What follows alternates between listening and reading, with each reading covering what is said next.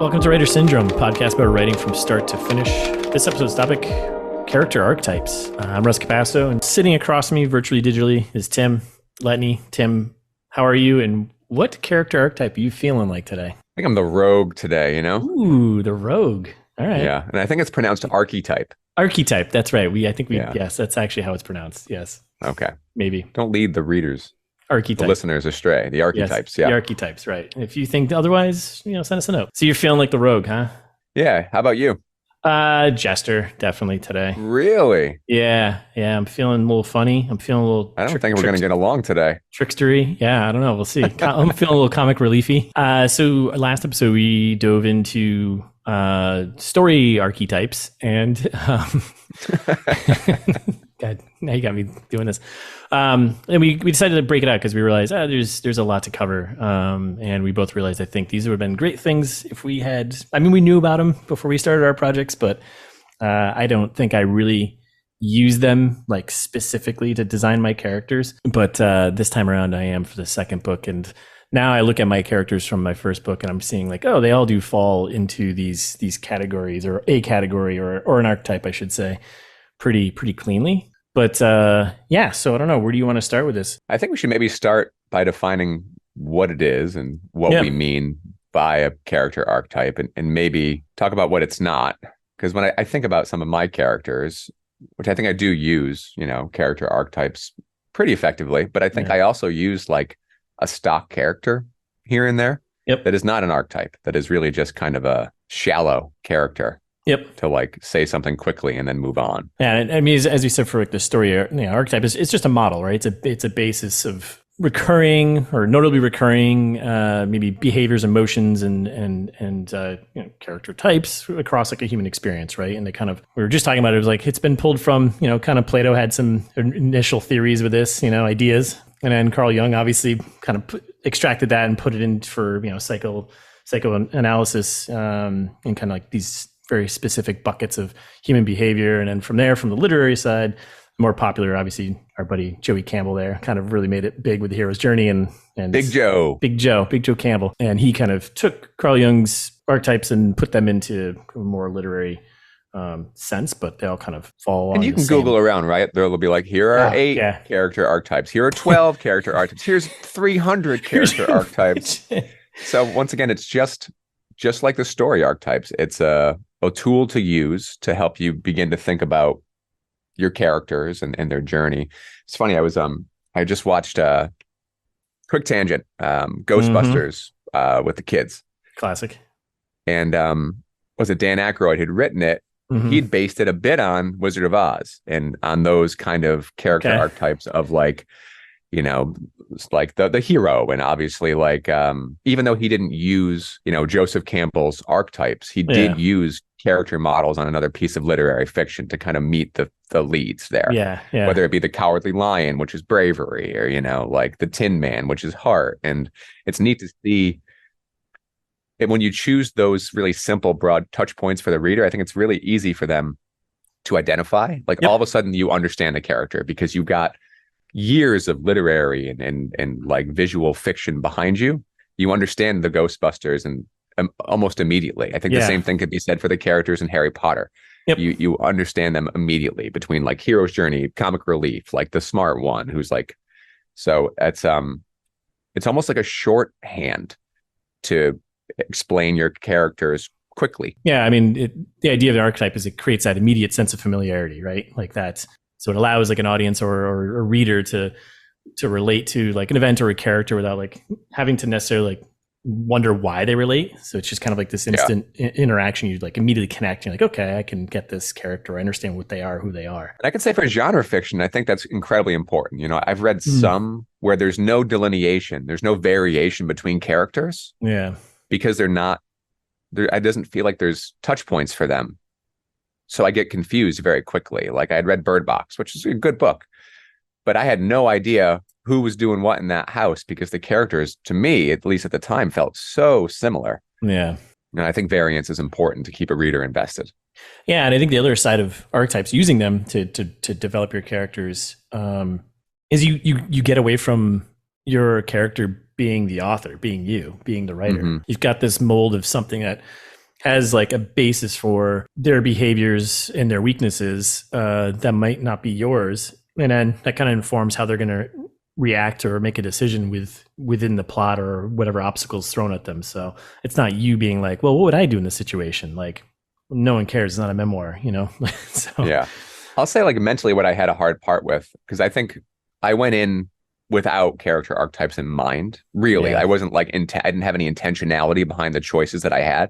Yeah. But like naturally I had like the jester kind of come out, one of the characters, and, you know, it kind of happened. And then as it was happening, I was a little concerned that, is this a cliche? Is this an oversimplification of a character? And then if so, how do I iterate on it and make it a little more complex? And I think that's a really fine line between archetype and maybe stereotype, or archetype and cliche. Like, I don't know, right? Like that's where it gets really into the weeds, where you want to make sure that, yes, you're using touch points, but you're not copy pasting. Yeah, and I like, as we said, like what isn't an archetype? And you just said, like, it's not a stereotype, it's not a cliche or a stock character. But yeah, I agree. There is a fine line, because you go from the line of judgment and, you know, and bucketing a character into a certain behavior versus like using that as the basis for them to make a decision, if that makes sense. I have like probably 4 stock characters in mind, right? Not intentionally. And they're window dressing. Like, it's who the mains bounce off of. I've got like a general, super stock character. It's like straight from Akira or any 1980s movie. I've got like a misogynistic clerk. I've got the parents, you know, the kind of 1980s parents with not too much difference, but like they just don't stand out. That they're there for like the main characters to kind of bounce off of. And that's maybe for better and worse. I'm not saying that's as a tip. I'm just saying that could be a potential weakness of mine, that there's just not enough variance between them. And so, but I think my main characters have enough. They've got their backstories and they've got their own motivations. They're like very, very fleshed out. But the stock characters, they aren't. I've got the same thing. I've got my stock general. I've got my stock sheriff from a town. I've got my stock. I mean, they're like typically these secondary characters. But my 4 or 5, like main and I should say, I guess primary and secondary characters, and the stock characters are more like these, you know, NPCs. They definitely fall within buckets. Each one of these archetypes, which I didn't really think about until afterwards, and they didn't develop into that, which is kind of interesting because I didn't think about it when I was going through subsequent drafts. I wasn't in my mind thinking like, oh, this character is a jester, let me write them that way. It's just they came out that way after going through drafts and people reading it, which kind of reinforces the whole idea of an archetype and people relating to characters based on these behaviors. So kind of fun to just naturally come about that. So, but it's not one of those things, right? I think that it's always this hindsight 2020. Had I known then what I know now, I would have been more intentional. Like, yes, I like that there is some kind of organic development of characters as you're writing them. Yeah. But it would have been helpful to start, I think, you know, because like I said, like I've got, supporting character who really turns into kind of a jester. And that came out naturally through his dialogue and his decision making. But when I put, pen to pad initially, that wasn't intentional. I didn't know that was going to happen. Same thing. I mean, you probably remember like Jake, like he's like this, support character for Elliot. And he was kind of just there as like smart guy helping plot stuff. But I was going to say, because in the beta that I read, he is not that. He is the smart guy. Yeah. He's smart guy. And now it's like he's got this humor, this sense of this, he's a little more jestery, still smart guy, but he's got like the humor. He brings the comic relief. And that all came from my mom. She was just like, you need to make these two characters interact like actual friends would and have them be a little more witty, Yeah. And then I'm realizing, oh yeah, he's kind of my jester. He's my comic relief in a way. Yeah. And I will say, just like story archetypes, it's probably fine to mix and match different archetypes, because I think if we're getting into like the list that we have on Masterclass, like the first one they have is like the lover, right? The kind of romantic. My jester has some aspects of that archetype. So yeah, I don't think it needs to be like square peg, square hole necessarily. I think that it's probably fine for these characters to be multidimensional, because we all are. In a way, it's probably more relatable. Do you think a character can shift from being one archetype into another midway through a story, or is that too much? I think it needs to be super intentional and earned. I mean, once again, who am I? Yeah, I'm Tim. I You're don't know. Tim. I'd say I introduced you in the beginning. As a reader, I would like it to be really intentional and super earned, or I think it'd be a little confusing because, reading a book is almost like sometimes it's really hard to get your bearings of, oh, who is who or what did they do? And if your characters start shifting, without it being really intentionally laid out, it could really confuse the reader as to where they are.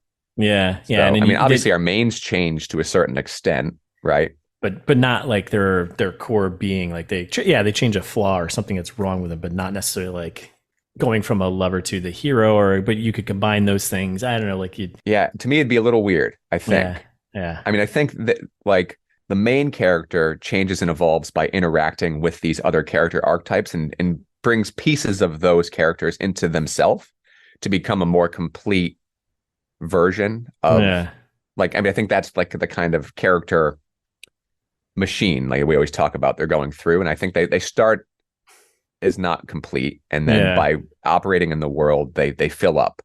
I don't think they change. They just expand, if that makes sense. No, I agree. And I think I agree with doing it within one story would be a little abrasive, but it's kind of interesting to look at, and it's whatever, because we always come back to Star Wars. But like Luke Skywalker, like he starts out as a hero, but later on becomes, in other iterations of the films and the shows and everything else, becomes the magician or the mentor to other characters, right? So he kind of shifts from being the hero to being the Obi-Wan or whatever, right? So I mean, I'd say if you're dealing with like this disgusting soup with 19 chefs, cooking it, that your ingredients are going to taste a little different at the end. But I think when you look at like George Lucas and his arc for Luke, although I do think that he planned Luke to become an Obi-Wan type character later. Yeah, but he's definitely a hero. Like, yeah, he's definitely a hero. He's I mean, yeah, it's Star Wars is Joey Campbell there, Big Joey Campbell's hero's journey to the T. Like, there's not much straying away from that there. So yeah.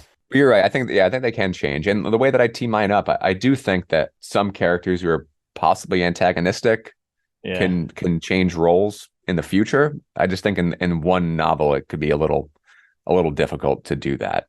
If I'm thinking back to like books I've read, like Neuromancer and, Mona Lisa Overdrive and what else? Count Zero.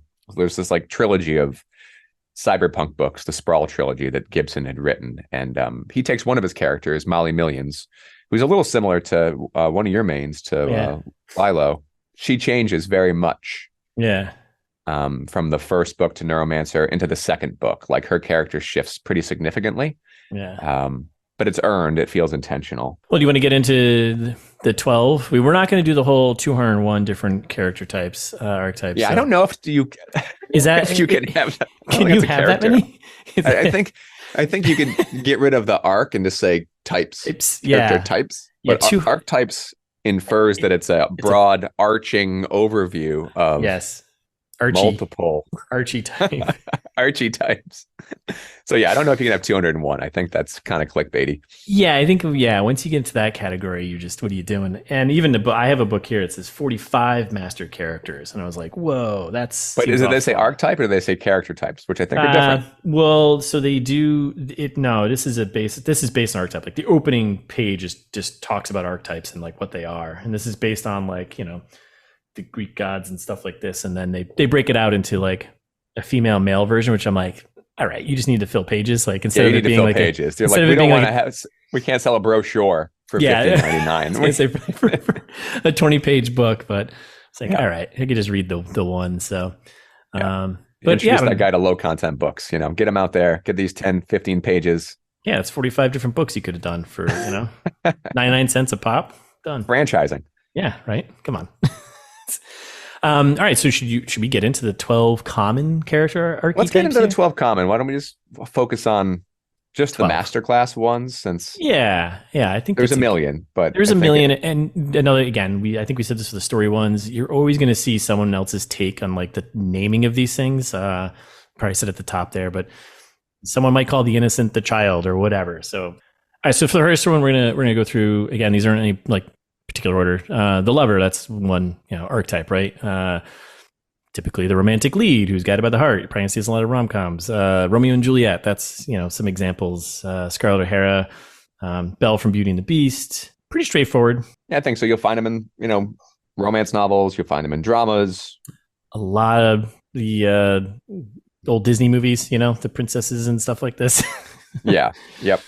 And then once again, like if we're thinking about touch points, right? Super relatable. I think it's a aspect of everybody's personality that one of our goals is to find love and connection. And so then after that, you got the hero, which again, this is pretty common here. It's going to be a protagonist who rises to meet a challenge and saves the day. Pretty simple. Obviously, we just mentioned one earlier, like Luke Skywalker's one, Harry Potter, Wonder Woman. You're going to have like a lot of superhero movies. Yeah, I mean, Katniss. Katniss, I think that's. Yep. I think whenever I think of, like, honestly, any superhero book or movie or anything, right?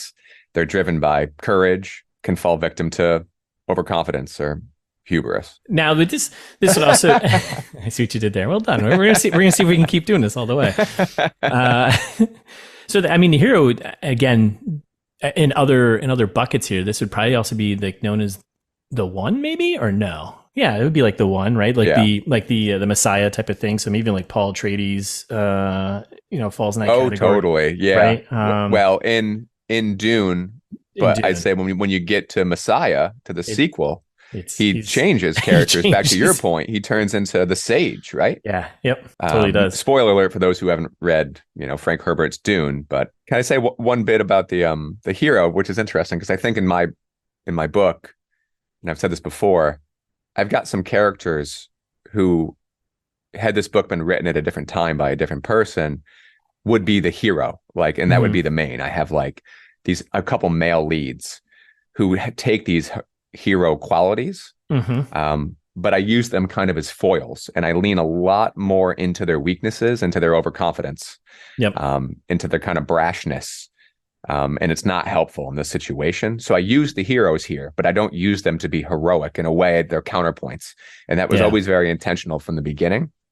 Now, I wasn't using it as a character archetype to do it. Just I just wanted to critique male competition and hubris and leadership and what it takes to get out of a jam, as opposed to glorify it, which I grew up with, which is great. I grew up with it, but there's room for other stories. So I say that all to say you can have characters that fit this mold that aren't necessarily the main character or the hero. They can just be, sub characters. In Harry Potter, you've got the Gary Oldman character in the books. It's Sirius Black, and I think he plays a heroic character who is completely undone by the weaknesses. Right? He he latches on to his own youth as kind of a heroic, brash kid, and it ends up being what gets him killed in the books. And I loved that. I thought that was really, really well handled and a really nice take on that heroic character. So there's nuance to it.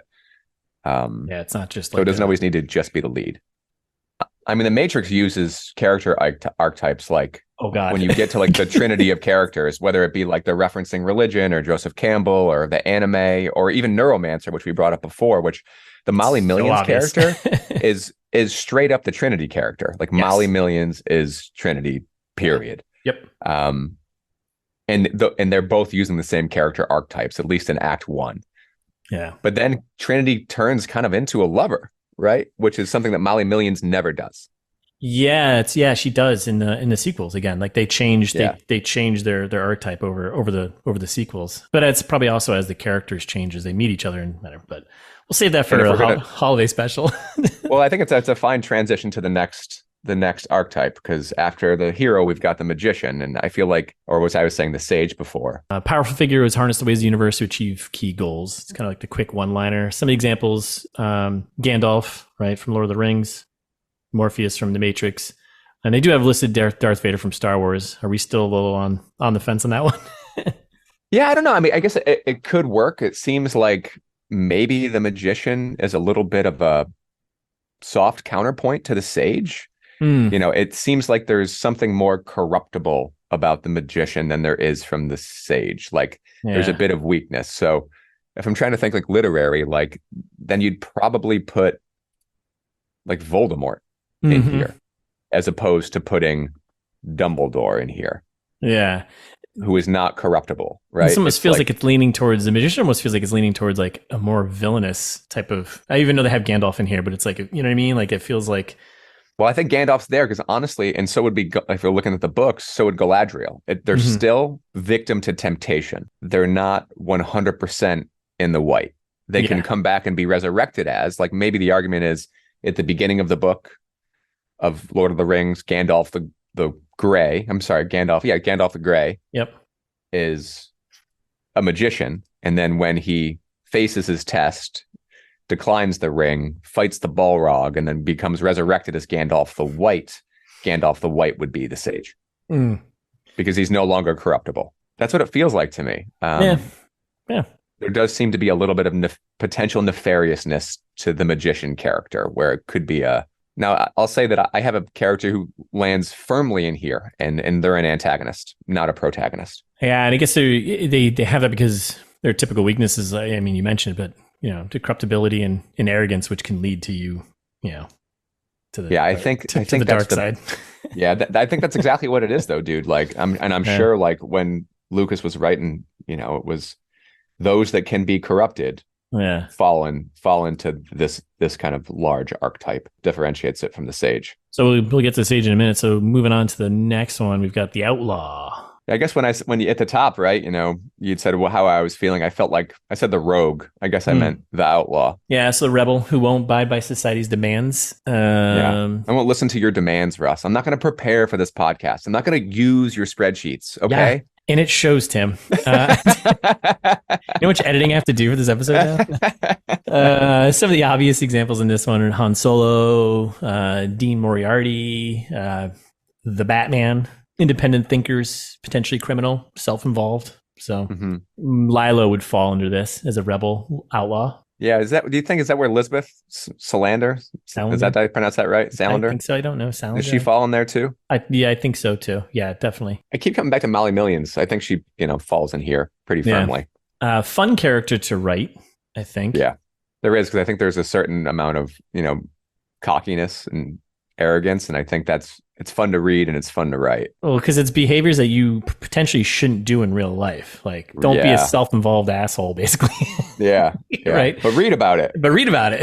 Like, everyone wants to be the cocky rebel scum who's It's funny though, because transporting when I'm illegal cargo, but when you're stuck at like some awkward housewarming party and a person who is self-involved and is potentially criminal, I don't want to talk to him. No, I don't. I'd like to read about them. Yes, there's so many red flags there. I'm gonna go get some more dip over here. I'll see you. So I'll tell you, man. In New Jersey, I deal a lot with the outlaw conversations. You don't say, down in Jersey. Please go on. All right, so moving on to the Explorer. So this is character naturally driven to push the boundaries of the status quo and explore the unknown. Some examples: got Huckleberry Finn. We'll go in old school here. Sherlock Holmes, Sal Paradise on the Road. I don't know who that is. Yeah, so I read that. Odysseus, which that's kind of interesting one from the Odyssey. I guess Explorer. I mean, you can split hairs all day, right? But Sherlock Holmes has a direct analog to Batman. Yeah. And so Outlaw and Explorer are interesting, right? Like they once again, I think you can do a little bit of bucket A and a little bit of bucket B. It makes me wonder. So if you look at, it's interesting because again, I think you're right with the splitting, because if you go to our buddy Joey Campbell here and his character archetypes from The Hero with 1,000 Faces, he applied ideas from Sir James, George Fraser and Carl Jung, and combined them, all those thoughts of behaviors and character, or human archetypes and behaviors, and he has just 8. And it's kind of interesting to see, like, now we've got 12, and it's like people are kind of splitting these out. And again, I don't know if it's like do we need to do this to make it our own thing, right? He's got the hero, he's got the mentor, which would be the sage in this list, the ally, the herald, trickster, shapeshifter, guardian, and shadow. And this feels like we're finding a lot of like overlap, but I agree. Like the Explorer, I mean, couldn't that just be your hero? Could some of these strengths, I guess, it just feels weird. Like the strengths they have listed is like curious, driven, weaknesses, restless, unreliable, never satisfied. This feels like a break off. You know what I mean? Yeah, well, and once again, I think it's a tool. And if you Yeah. find it a little, like, obviously don't be as granular as the 201 or whatever it was. But if Yeah. like looking at these and looking at like the granular, like how granular it is with weaknesses and strengths, it makes Yeah. sense. Like when you look at those moments, but when it's broadly like talking about character examples, to me is where I see a ton of overlap. And I think that's, once again, it's okay Yeah. for you to choose a couple buckets. Yeah. All right, so moving on. We were ready for it. The sage. The sage is wise figure with knowledge for those who inquire. The mother figure or mentor is often based on this archetype. The mother figure. Let's see. So strengths, they've got wisdom, experience, insight. Weakness is caution and hesitant to join the action. Okay. They've got Athena, Obi-Wan, the Oracle from the Matrix, and Hannibal Lecter. I don't know how I feel about Hannibal Lecter as being a sage. Wouldn't that be more magician? They seem corrupted. Yeah. But yeah, is actually, he hesitant to join the action, or is he locked up for most of the book until he eats all the guards? He eats his way out of the situation. Eats his way out of the situation. Yeah, I don't like. I don't agree with this one. Yeah, I don't agree with this one. I mean, there's aspects of him being like a mentor to her and like helping her on her journey, but like, yeah, he's not like hesitant to actually join the action. Like, he just wants to escape prison and eat people. Like, yeah, like, it's in a way, he's playing a long game to get out. Yes. Yeah. Which is, I mean, if you can't compare that character to like the Oracle in the Matrix, you can compare him to Darth Vader, maybe. So I think what we're saying is by going through this list, long story short, whatever you get out of this is that everything is kind of, moldable, and these are just models, right? And these can fall into whatever bucket just works for you. But I'm going to hard disagree with the Hannibal Lecter as a sage, but maybe there is some mentor factors in there. But there's so many other better examples. Just leave that one out. I think so. I'll leave that one out. I leave him out. Oh my goodness! But Obi-Wan is definitely a sage mentor. I mean, you could argue maybe in Red Dragon. Oh God, because he stays locked up for the majority of that one, all of that one, I believe. Anyway, okay, moving on. I ain't buying it. All right, so next one. This is the seventh one here. The innocent, or also known as the child in other lists. I'm sure you'll see if you start Googling this stuff around. Description: a morally pure character, often a child, whose only intentions are good.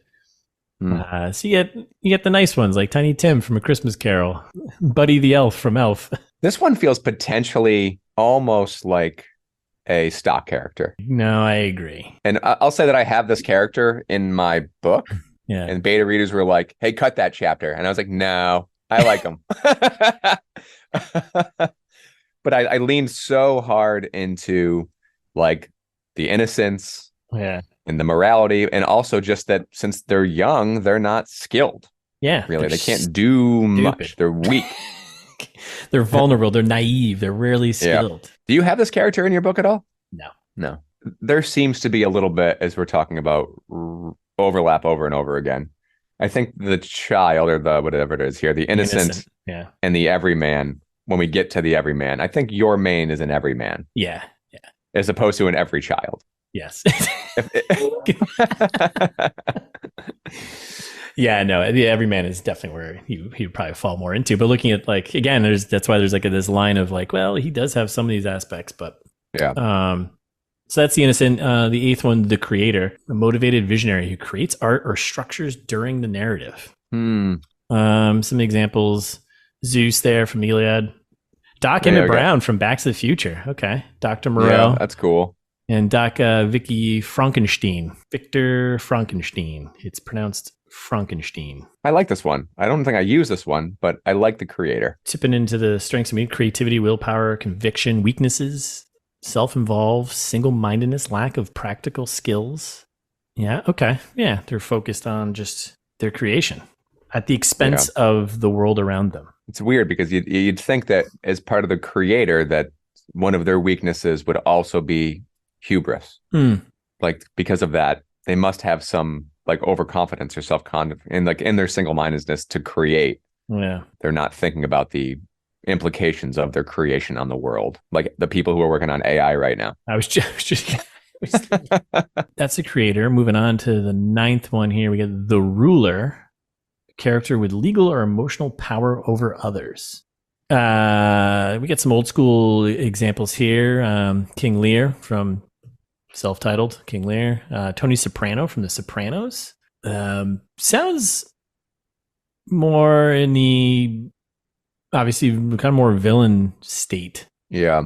I mean, Lear's not necessarily a villain, but no. But I agree that you can use, this archetype as that kind of antagonist. If you use this for a villain, it would become almost a stereotype for a villain, because it's like, oh, they've got legal or emotional power over others. And it's like, oh, that's what every villain's got. But maybe having something a little more nuance for how maybe someone gets that or why they want that. Yep.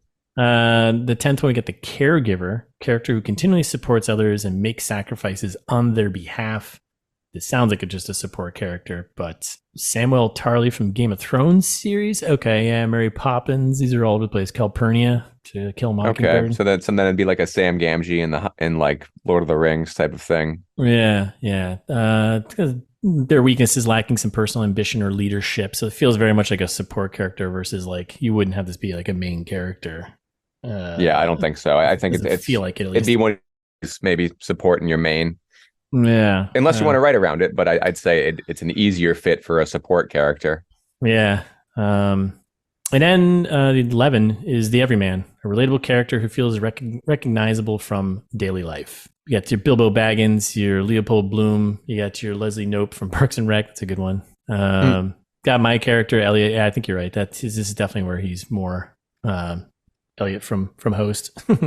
Yeah. Like they're lacking special powers, often unprepared for what's to come, which I think is just the beginning of most characters' arcs in the start of a story, right? They're not ready yet. So the last one, the 12th, is the jester. So how I'm feeling today, which is a funny character, trickster who provides comic relief, but may also speak important truths. That's how I feel all the time. I'm always speaking important truths, and you know that. Yep. You are often funny, disarming, and insightful. Thank you. But you can be obnoxious and superficial at times. Hey, what? Oh, I see what you did. Those are my weaknesses, yes. Some of the archetype examples, King Lear's Fool, that's a little on point there. R2 and C3PO from Star Wars, right? Mm-hmm. I think Harry Potter's got Ron's brothers, who are very much jesters. Mm-hmm. And if we're looking at when I'm reading now with my kids, Lord of the Rings, we've got Merry and Pippin, who are very much like jester characters. I've got a B character who's very much a jester. And honestly, as I think about it more and more, my lead's probably an everyman or an everywoman. Yeah. More of that than a hero. Now, I don't think that they're particularly relatable to anybody who isn't mentally thinking about their teens.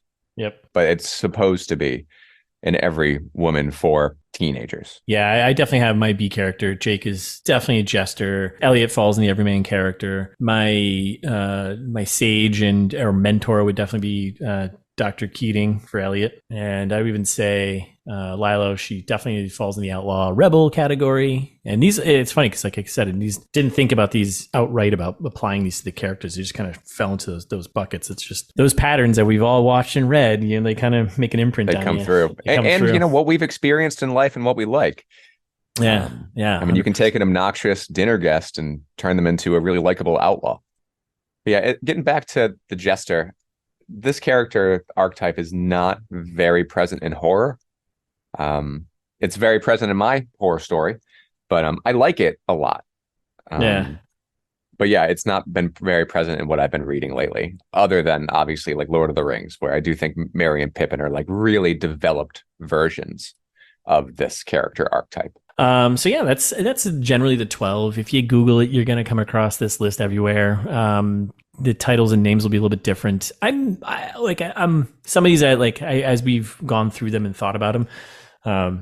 Clearly, there's some fine lines between where characters can fall, but that's fine. Again, it's just a basis, a starting point to separate yourself from who your characters are and give you a little direction for maybe the decisions and things that they'll encounter, decisions and to they'll make. Separate your characters from one another, right? I mean, definitely get them away from the author, because you don't want this to be an autobiographical piece. Yep. I mean, obviously use touch points from your own life, but then there should be some variance between your characters, because when you're changing that chapter, or if you're ever switching POV, they should be different. You know, I think it's a little more exciting to read. And I know sometimes, 100%. right? Like I'll get into a book and then like I'll be back at like chapter 12 will roll around. I'll be back into my favorite character's POV. And I'm like just psyched to be back, you know, with that character. And it's because there is so much uniqueness.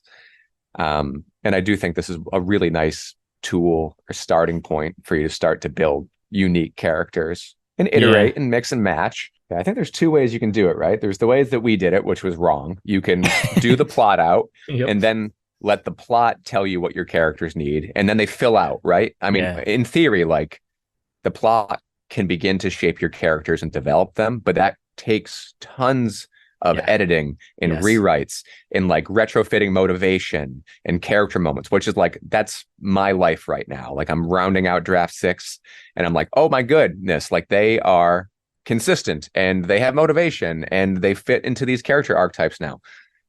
I really wish I started that way, because building the plot and having it pour into these characters was, I mean, it changed them, right? And it was fun to see how they changed and evolved, but they could have started out a little more structured. Yeah. With a little more intentionality. And I think it would have saved me a lot of time. Would it be the same book? I can't tell you. It's like magic. I don't know. I was just going to say, like, if you had all those things ahead of time, there's all of a sudden the changes you're making later on. Is it just refining, or you discover something new within a story you want to tell? But I agree. The way we approached it was not the right way, but you learn. But I'd say like I wouldn't have done it any other way, because this has been such a learning process. But I can't, I mean, it'll be nice when I finish my second book, like, because I'll be able to say, what one do I think stronger? Like what approach worked best for my story? And like for the enjoyment. So I don't know. I can say from a time-saving, sanity-preserving perspective, planning really would have helped. But at the end of the day, I don't know if this sausage is going to taste any better than the next one, you know, based on it. Wrapping up my prep and planning for book 2, focusing on characters and focusing on their weaknesses and strengths, and kind of having these buckets that they these archetypes that they land in, and using those, I feel so much stronger about where things are going to go. And I feel so much more comfortable in the shoes of each of these characters when I get into a chapter and I start writing for them, that I didn't have with the first book. And I can already feel and tell that this will be this will just be an improvement. You know, it'll be like I got a question for you. So as we talk about plot shaping character, right? Now that you are starting with character archetypes and have a more robust understanding of the characters that are going to begin this journey that you're planning out, have you noticed that the planning of your characters is influencing story? Like, are these weaknesses and strengths affecting plot points? Yes. Very cool. Yeah, definitely. Especially when I sat down and started mapping out, you know, I had all the characters and I had an idea of, I knew where they're going to end. I knew they're going to start. And then once I started getting into like the nitty gritty of moving them around and kind of playing with the plot that I had, I was like, oh, this isn't going to work because this isn't what they would do. Like, this decision they're going to make, they're going to go here. They're going to do this because this is what they need to do to survive and or solve their goal, or what the thing that they think they need. And I was like, that is going to completely change my plot around. And then I was making adjustments that way. So yeah, definitely. That's really cool. Doing it this way, it feels much more natural to adjust the plot and the story. Because of this, I've changed like the focus of it. Like originally it was like, I had this big plot idea and like, it's going to be to take down the bad guy, blah, blah, blah. And I was like, oh, wait, no, there's a smaller B story in here that's way more interesting that I think I want to focus on. And that's going to be like the climax. That's going to be like, and that came from your focus on characters. Yep, 100%. Because I had created my quote unquote villain here. And the opening prologue I wrote, and I love it, and can't wait to get into it, you know, a bit more. And I was like, wait a second, if this is gonna be my opening prologue, like this is a promise I'm setting up for people. This should be the focus, is the story of this book. Sure, I can have these other bigger arching things that I'll play off in like another book, but this story in particular is gonna be focused on this aspect. And yeah, definitely completely changed where I'm putting people and where they're going and why they're going to certain places. So, but that all came back to just having the characters, having their, you know, motivations and everything beforehand. So I think that's it, right? We're done. We've covered all the archetypes. I think I would highly recommend, if you're out there and you're interested, I would definitely recommend checking out The Hero of a Thousand Faces, Joseph Campbell's kind of initial basis for the 8 archetypes, because you'll see once you read those, you're like, oh, all these, the 12s, the 14s, the 200, any more than 12 or 14 is just stop, please, just stop. So Russ, quick check in here. At the top of the hour, or of the 30 minutes, you were feeling like a jester. I was. Now that you've gone through this transformational podcast, how do you feel now? Well, I feel like a mentor to you, Tim. Yeah, I think you're my sage, dude. And you know what that's making me feel like a little bit? Yeah, what's that? A lover. Oh, okay. Interesting. Not sure how I feel about that. You feel honored. I do. I am. Look at your weaknesses. I don't know. I don't, let's see. As the mentor, my weaknesses You're cautious, hesitant. I'm not sure how I feel about this. I'm not sure I want to join the action. But we'll see. We'll see. My wisdom and experience will tell me what to do. Yeah, so I think that's well, what have you been reading and watching? I'm kind of a broken record for the reading. I'm still kind of plugging through that Nick Cutter book, and then I'm just about done with the Two Towers with the kids. As far as watching, I'm trying to think if I've seen anything worth writing home about lately. I don't think that I have since our last talk. I've been probably gaming more than I've been watching lately. Yeah. I've been doing the Spider-Mans 2. Spider-Mans 2. Nice. That's fun. And Baldur's Gate. A lot of questing. Ooh, a lot of questing, a lot of tasks, a lot of task runner. A lot of tasks. And mostly what I've been doing, right, when I'm looking at my free time, I am editing. Yes. I am so deep in editing. Yes. And just as a quick kind of pulse check, we had a podcast months ago about goals and, prioritization of goals and how you can't do everything. And it helped me, to think about that, because I cut off things that are important to me. Like I had to cut off like a lot of exercise and running, and I had to cut off a little bit of like TV watching, so I could focus on writing. And even though like physically I do feel like I'm capable of doing all of the things, mentally, the mental load of tasking and making lists of all my priorities, I was not able to focus on the work and giving that headspace. Now, like I wake up in the morning before work and I edit. Work's over, and before dinner, I'll edit. And those are moments, right? Even if it's an hour or 2 hours, those are moments that I would fill with other things, or I would just be burned out from being overplanned. So editing it right now is my hobby. And then late night, my brain's mush is when I've been logging on with friends to game. Yeah, getting the Baldur's Gate tasks done. Getting those tasks done. More questing. How about you? What are you reading? What are you watching? Well, I'm going to start with what I'm reading because I can't wait to tell you what I'm watching, because the day has come and we're gonna have a quick little ranty argument. We're gonna keep it tight though. But I'm at like 65% through The Girl with Dragon Tattoo. Cool. Very much enjoying it. It's interesting because like I'm very much, I've seen the movies, the original, and I've seen the remake, Fincher remake, which I really loved. I never read the book. Decided to read the book.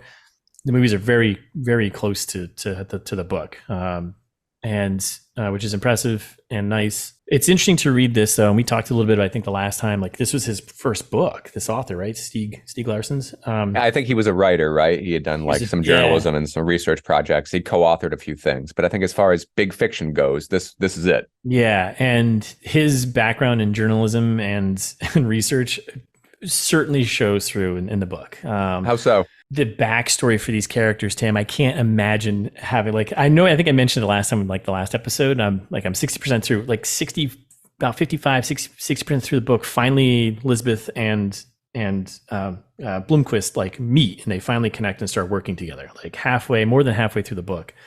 But the backstory for the family that he's investigating and doing this research on is so in depth and so intense, and I'm just trying to picture my spreadsheets. Just they would melt. They would just overload. Like, do you think it's teed up for world building specifically, or is it for payoff that's going to come? I think it's for payoff, and it's for. I mean, it's a mystery, right? And I think that's part of the genre expectation. Is you've got this deep, the world is the mystery of the characters and who's involved and who's doing what and who's being shady. It sounds like there's no mystery. It sounds like it's all biography. I mean, no, there is mystery. It's set up, but the point is that you're deep diving to his family, and then just the connections that he's built between all the family members and what they do. I'm like, That's holy cool. smokes! Yeah, no, it's really cool. And it's not. It's an easy read. Like I'm kind of motoring through it. So it's something. So even the biography is not a slog. No, it's like Oh, not. that's cool. I was expecting it to be kind of boring. I'm just like, wow, this is a lot. Definitely put your research in, and definitely put the time into building all of these characters down to the T, which I think pays off because you're like really invested in the world and kind of really pulls you in. So, but man, it's a lot. But it's moving along. So I'm enjoying it. Does the main get the same treatment with her biography, or is she more mysterious? She's a little more. She gets plenty of time. I think Blomkvist is kind of the main character, and she's more of a secondary character. Interesting. Yeah, or maybe they kind of play like dual mains. She's got like this B story thing that's running alongside his, but the majority is him in the first half of the book. And then she comes in the second half, and now they're kind of teamed together. So I think there'll be a little more focus on her. But like, I'm enjoying it. I'll be done with it before the next episode probably. I just started rereading Dune. I'm a little short part into that. Nice. It's been fun to go back to it after having seen the movie, which I absolutely love, and seeing how the movie starts and the editing and the placing of different events. Like the book pretty much opens up with the whole Gom Jabbar scene, which it's pretty close one for one in the movie, where that shows up a little bit later. In the movie, they focus on the invasion of Arrakis and give you a little backstory and history, which I think they kind of have to do. If you've never read the book, you need that. And of course, the focus on the Freemen and how they're being invaded, and their world is being taken over by people who just, the Harkonnens and stuff like this. So, but enjoying going back to it and having a visual of who people look like. It's kind of helpful because that book is dense. I had a hard time reading the first one. It took me so much of it like leans into Herbert's interest in like environmentalism and ecology. And drugs. There's like a lot of like psychedelia that's present in that first book. But then as you move forward, like into Messiah and into Children of Dune, they're easy reads. They're like much breezier than the first one was for me. I did stall out around God Emperor because it was just it's ridiculous. I didn't even bother. I mean, I think I'll finish it. It's not that I don't like it. It's just it's so far in the future. And it's so far removed from the main narrative that it's hard for me to get my footing again. And you've got echoes of characters and clones of characters and worms of characters, but they're not the same characters. So it's a little hard. But I loved Children of Dune. I thought it was great. I did too. I think Lucas cribbed so much from so much Dune. Not just Sandworld, but twins and children and messiahs. And, it's just agreed. Very, very, very influenced. All right, well, that's our episode. That's it. So thanks for listening. We'll be back next episode. What are we talking about? We're doing I think characterization. We're gonna refine from archetypes and models to something a little more detailed. Get a little more to the nitty-gritty. Join us for that. If you enjoyed this episode, you can share it with someone. That would be great. You can find us on Instagram at Writer Syndrome Books. I don't do any updates there, so I'm going to try and get a little more involved there. But go follow us because that's fun. We're still on Twitter, Writer_Syndrome. We are. I periodically update that with episods. We need to find hard to engage. We're actually on YouTube now, so you can find us there at Writer Syndrome, posting some backlog episodes and getting caught up there. And Russ is in the wild physically as host of the book. If you want to purchase it. I am. Go grab that. Otherwise, you can find all the episodes, how to reach out to us at writersyndrome.com.